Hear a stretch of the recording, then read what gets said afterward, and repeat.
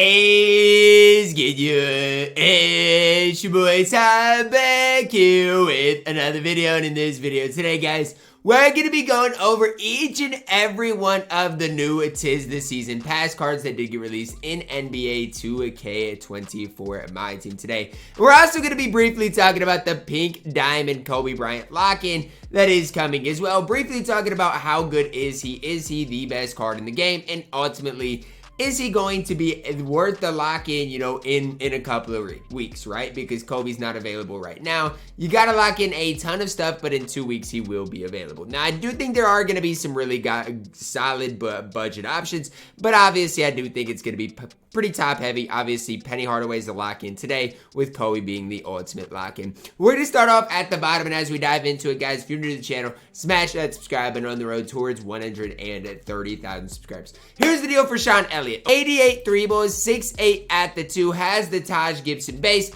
What are my brief thoughts? Well, when you think of 3-and-D type players, I mean, I feel like Sean Elliot in the past has always been one that I think about. Now, the difference with this card is he's 6'8" at the shooting guard position. And I don't know about you guys, but I don't know how many 6'8" shooting guards we have in my team. I think the list is pretty small. Now, the one thing I wish Sean Elliott had a better is just defense, right? Because I think of Sean Elliott as a 3-and-D type player, and I feel like with this Emerald, they forgot the D part. I feel like he plays absolutely no defense, especially with these defensive stats. Defensive badges, I know he's 6'8", but he doesn't give you a ton on the court. And even when I compare him side by side to a guy, let's say like Terrence Mann, which Terrence Mann is 4,000 MT, it's not even close. Terrence Mann is so much better than Sean Elliott. And so I think that's the tough part for me with Sean Elliott, is I just had high hopes for this card to be pretty solid.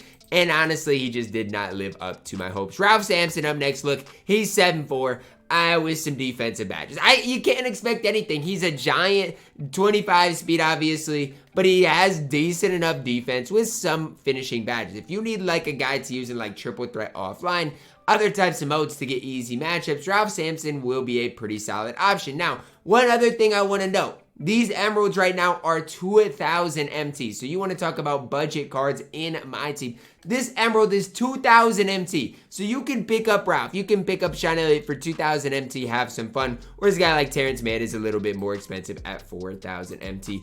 Doug Collins up next, 6'6", 6'9" wingspan. I think this is maybe closer to a 3-and-D guy at the 2 than a guy like we've already talked about with Sean Elliott. The problem is the Anthony Simons base.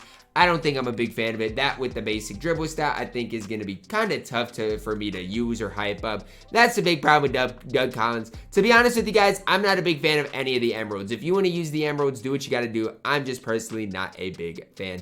Shane Battier up next. Now, if they made Shane Battier bad, if 2K went out of their way to make this card bad, I don't know if I can sit there and hype up anything that 2K does for the foreseeable future, because here's the deal with Shane Battier, guys. This card can do it all at a very high level. 6'8", 6'10" wingspan, 3-and-D. That's what you're getting out of Shane Battier. Isaiah Roby base, really solid.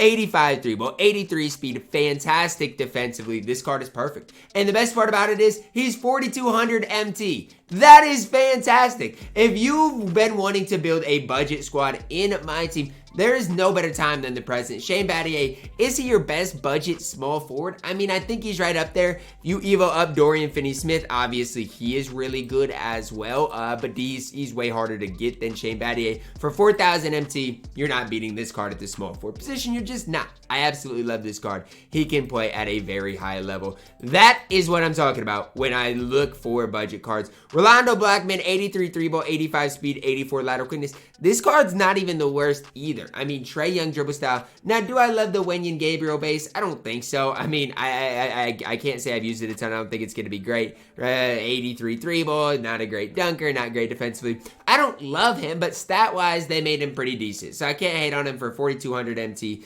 Not really a card I'd look to pick up. He's not like a Shane Battier where I think he's incredible for a budget option, but he can at least hold it down. Not totally horrible. Bill Laimbeer up next, 6'11", 7'3" wingspan with the Bill Laimbeer base. I'm guessing this year it's going to be just as bad as it has always been. Now, I don't know that for sure. I'm actually going to right now go into shoot around. So after I get done talking about his stats badges, I'll be able to tell you guys what the release of Bill Laimbeer looks like. Now, one thing I would encourage you guys to look at with Bill Laimbeer is it's bigger than just, you know, the three ball. It's bigger than just the defense. With this card, it comes down to this. If his release is unusable, the card does not play. If his release is usable, Bill Laimbeer becomes the best budget big in the entire game because he's got good speed. He's got good rebounding stats. He's got good defense. And so that's the thing I want you guys to look at is, oh, it's not just Bill Laimbeer's a stretch big in my team. He's a stretch big in my team that has decent defense at 6'11", that has power forward eligibility, right? With Bill Laimbeer, it's not just, oh, you know, this card is this card is that.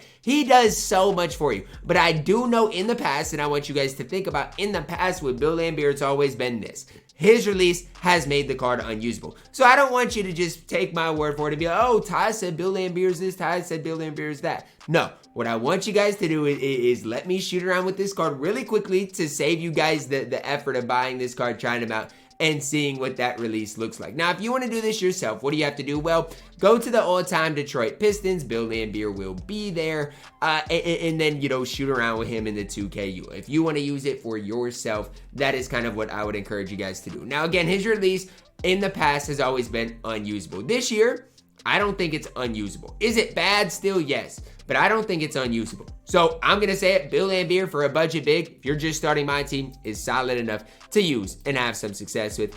Dennis Johnson up next, 73 ball, 87 speed, immaculate defensively, 6'4", 6'7" wingspan. I feel like Dennis Johnson in past years has been taller. Maybe that's just me, but that's what I feel like. Can't dunk, good playmaking, obviously shooting-wise going to struggle. Has a really good release though, normal leader. The problem is basic dribble style. So, I mean, he can't really handle the ball that well. His shooting, his three ball is just a little too low. I get defensively he's going to be solid, but he's still only 6'4". It's not like he's a long, lengthy point guard like a Magic Johnson. Like, the card is good. I don't want to sit here and have you guys think the card is bad, because the card is overall good, especially for 10,000 MT as a Ruby. He's just not great.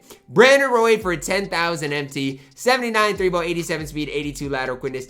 I wish I could sit up here in front of you guys and make the case that this card is good. I can't do it though. I can't do it. I can't make the case Brandon Roy is good. 79 3 ball on Brandon Roy is crazy. I've used the diamond Brandon Roy and I've liked that card. And the one thing about him is he has hot spots from everywhere. But I just don't think you're gonna love the Ruby Brandon Roy.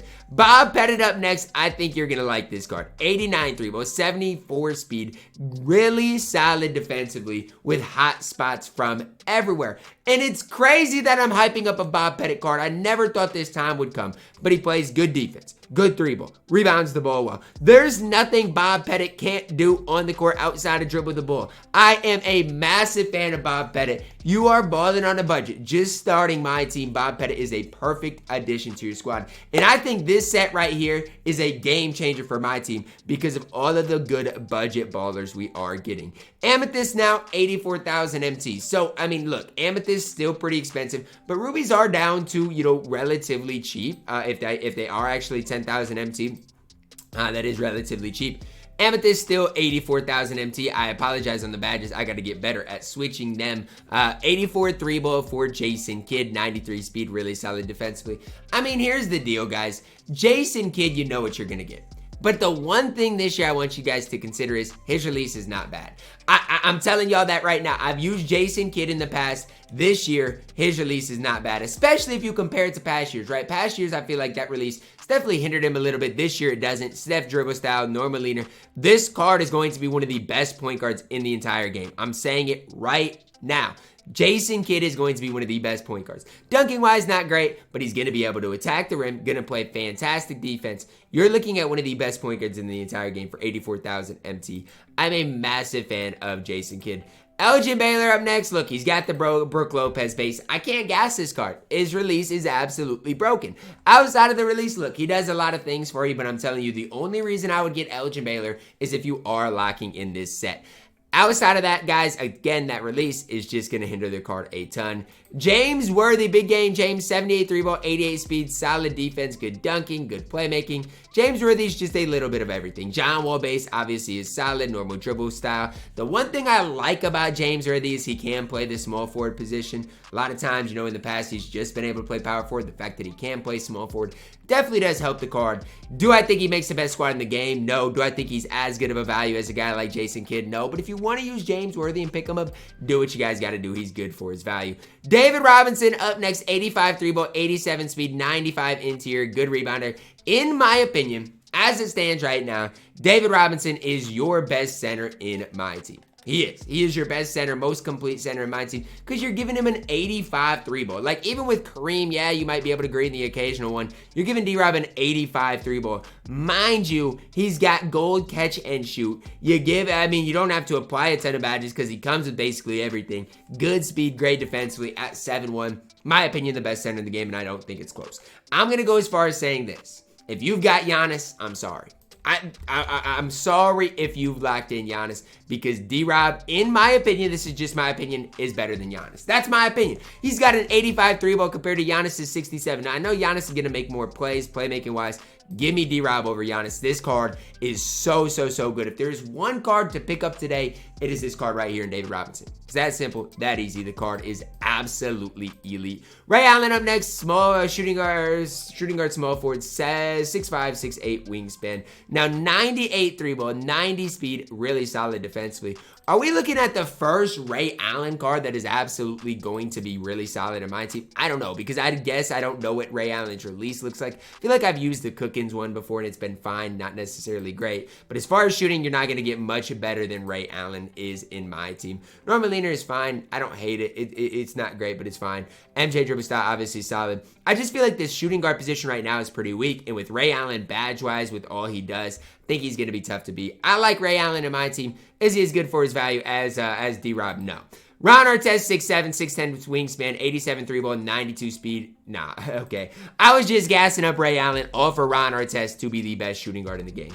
I mean, there's no ifs, ands, or buts about it. Kobe's obviously probably going to be better, but I'm telling you right now, Ron Artest is so stinking good. This card plays at every level. 87 3-ball, 92 speed, has the Rudy base, Trey dribble style, can make plays. This card's your best shooting guard in the game by a wide margin. There's nobody that even compares. Paul George does not compare to Ron Artest, your best shooting guard in the entire game. And no, I'm not just gassing these cards. Lock in Penny Hardaway, 6'7", 6'10" wingspan. Is Penny worth the lock in? Badge-wise, say yes, says yes. 89 3-ball, 93 speed defensively, it's okay. Playmaker-wise is absolutely elite, absolutely incredible. But the one thing about Penny is, how is that release? How is that dribble style? How is that leaner? How do all of those things stack up against, the Shays, against the James Hardens of the world? That's what I've really got to figure out. But as far as I'm concerned, Penny plays in the best squad in the game. Ron Artest does, D-Rob does. And then you get the lock in Kobe Bryant. So Kobe, again, not available today. You got to lock in multiple weeks basically for the card. 96, oh my goodness, 96 3-ball, 95 speed, great defensively. I mean, look, 2K did a good job of kind of holding off on dropping overpowered players. This card is basically an invincible. I mean, there's no ifs, ands, or buts about it. Hall of Fame, blow-by speed-based speed booster, clamps, glove, right stick ripper, great shooting badges, good, finishing badges. This is Kobe Bryant based on quick. This is your best shooting guard in the game at the time he's released. So, I mean, is this set worth locking in today? Well, I mean, I wouldn't lock him in just for Penny because I don't think he's that good. But if you're going for Kobe, I mean, you get a lot of great options in this set. But the good part about it is there's some decent budget cards. Jason Kidd, Bob Pettit, Shane Battier, some really good budget cards as well. I really like this drop today. Let me know your thoughts on it down below in the comments. Drop a like on the video, subscribe if you're new, and as always, man, I love you guys, and have a blessed day.